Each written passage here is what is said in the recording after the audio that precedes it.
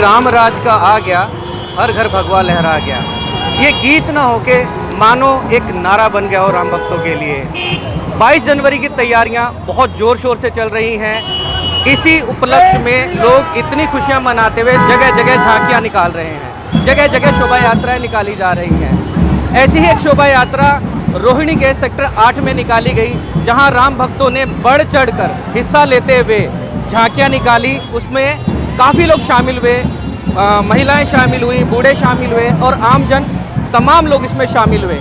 और उनके चेहरे पर जो खुशी नज़र आ रही थी उसे देखते ही बन रहा था। ऐसी ही खुशी की कुछ झलकियां हैं जो मैं आपको दिखाना चाहूँगा। इन झलकियों के पीछे जो इनकी खुशियां हैं, राम भक्तों की जो खुशियां हैं, वो हम महसूस कर सकते हैं कि किस कदर इनको इसकी खुशियां हो रही हैं और ये इसको एक त्यौहार की तरह मना रहे हैं। अयोध्या में रामलला के विराजमान का इंतजार पूरा देश बेसब्री से कर रहा है। देश भर में लोगों में उत्साह का माहौल देखते ही बन रहा है। ऐसे में राजधानी होने के नाते दिल्ली में भी इसको लेकर विशेष इंतजाम किए जा रहे हैं।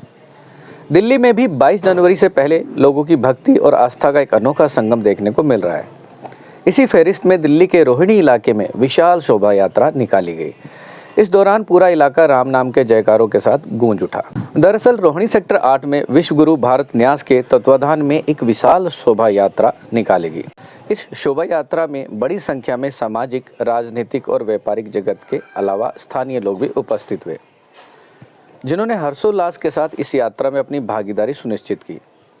यह शोभा यात्रा रोहिणी सेक्टर 8 की विभिन्न गलियों, चौक चौराहों से होती हुई गुजरी। इस दौरान लोगों में जोश एवं उत्साह का माहौल भी साफ तौर पर देखने को मिला। इस शोभा यात्रा में रामायण के चरित्र का वर्णन करने के उद्देश्य से झांकियां भी दिखाई गई, जिसका समाज के लोगों ने भी जगह जगह जोरदार स्वागत किया। इस शोभा यात्रा के दौरान महिलाएं क्या, बच्चे क्या और बुजुर्ग सभी ढोल नगाड़े की धुन पे नाचते गाते दिखाई दिए। इसके अलावा इसमें राम मंदिर का प्रतीक चिन्ह और स्कूली छात्रों द्वारा बैंड की प्रस्तुति विशेष आकर्षण का केंद्र रही। रामलला की रामलला हम आएंगे, मंदिर वही बनाएंगे। आज वो सपना साकार हुआ है और नारा बदला है। रामलला हम आए हैं, आपके दर्शन पाए हैं। रामलला हम आएंगे, आपके दर्शन पाएंगे। पूरे देश को एक सूत्र में अखंडता और एकता का जो परिचय दिया है इस सुंदर भव्य दिव्य मंदिर निर्माण ने। श्री रामलला सिर्फ अयोध्या के मंदिर में नहीं विराजे हैं, भारत के जन जन के हृदय में रामलला धड़कन बनकर धड़के हैं। चाहे वो किसी जाति का हो, पाति का हो, भाषा प्रांत का हो, पूरे भारत ही नहीं पूरे विश्व में राम का डंका बज रहा है। और हमने एक ही नारा दिया है कि रामलला हम आए हैं, आपके दर्शन पाए हैं। सौगंध राम की खाते हैं कि मथुरा में भी श्री कृष्ण जन्मभूमि को मुक्त कराते हैं। मथुरा जाना है और फिर से एक आंदोलन छेड़ना होगा। अयोध्या तो बस झांकी है, काशी मथुरा बाकी है। काशी को सजाया है, मथुरा भी सजाएंगे। राम के दीवाने कृष्ण को भी लाएंगे। जय जय श्री राम। जय जय श्री राम। एक तो बहुत खुशी की बात है कि हम जो राम निर्माण का प्रतिष्ठा का हो रहा है, रामलला का वहाँ पे मूर्ति स्थापना हो रही है। प्राण प्रतिष्ठा वहाँ पर 22 तारीख को होने वाली है कल। अभी मैं वहाँ पर जो 90 में गया उसकी थोड़ी सी जानकारी आपको दे देता हूँ। हम सब 3 जत्थे वहाँ बनाए गए थे, जिसमें सबसे बड़ा जत्था जो पहला जत्था था वो दिल्ली का था। उसमें सबसे आगे हम थे। सबसे पहले आंसू का गैस का गोला फेंका गया, फिर लाठी चार्ज हुई, उसके बाद गोलियाँ चली। जो वहाँ पर मेरे पास से बगल से बहुत सारी गोलियाँ निकल के जा रही थी, जिसको मैंने बहुत बच कर के वहाँ से निकला। और कैसे न कैसे आज खुशी हो रही है कि अब गोलियों के बीच में से बच कर के निकला। यानी आज के दिन देखने के लिए कि 22 तारीख को भगवान राम का श्री रामलला का प्राण प्रतिष्ठा होने जा रही है, उसको देखने के लिए आज हम जीवित रहा। मेरे को मालूम नहीं कैसे बच कर के आया। मेरे तो नाम भी आ गया था न्यूज़पेपर में 4 तारीख को संडे के पेपर में कि मैं शहीद हो गया करके। और मेरी मूर्ति की स्थापना भी पीतमपुरा में सतराम गुरु मंदिर के सामने पार्क है, वहाँ पर स्थापना करने की बात हुई थी, पर मैं वापस आ गया तो वो रुका। लेकिन मैं उन लोगों को बहुत स्नेह और प्यार से कहना चाहता हूँ कि इसको आप मनाएं। आप घर घर में दीवे जलाएं, ज्योति जलाएं, या सज्जा बनाएं, लगाएं और मंदिरों में जरूर जाएं।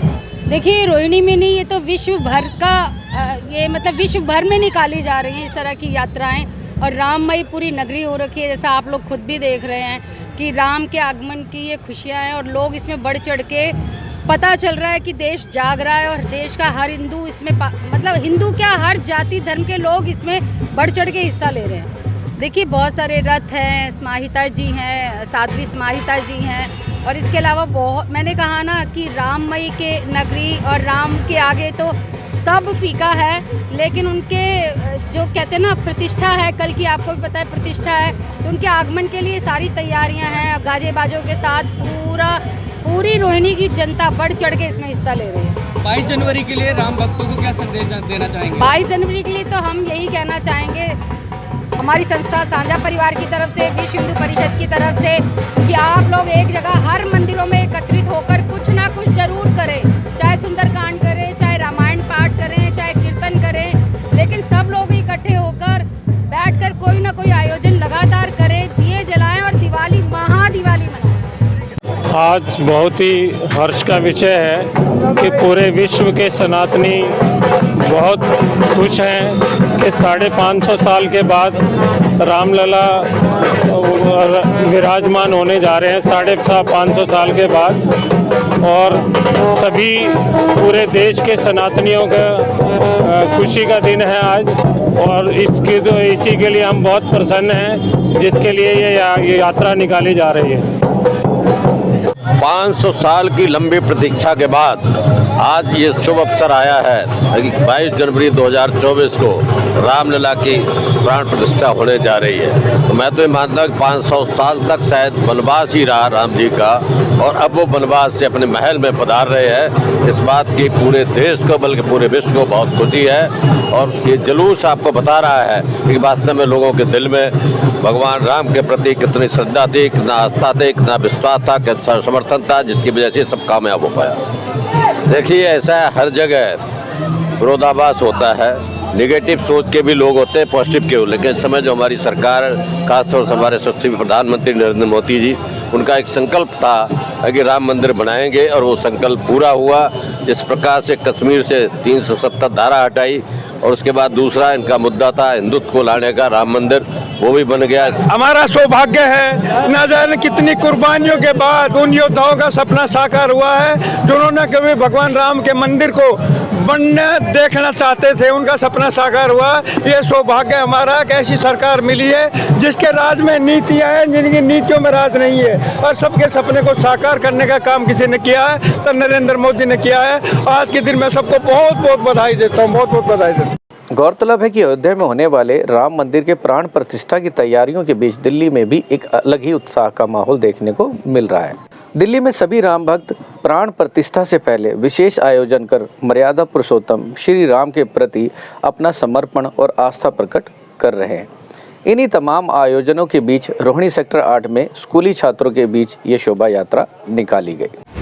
अब 22 जनवरी में इन्होंने संदेश देते हुए बताया है सभी राम भक्तों ने कि आप अपने घरों में दीप जलाएं और जितनी बढ़ चढ़ कर हो सके आप मंदिरों में जाकर पूजा पाठ करें। परमजीत सिंह, स्वतंत्र भारत लाइव टीवी, दिल्ली।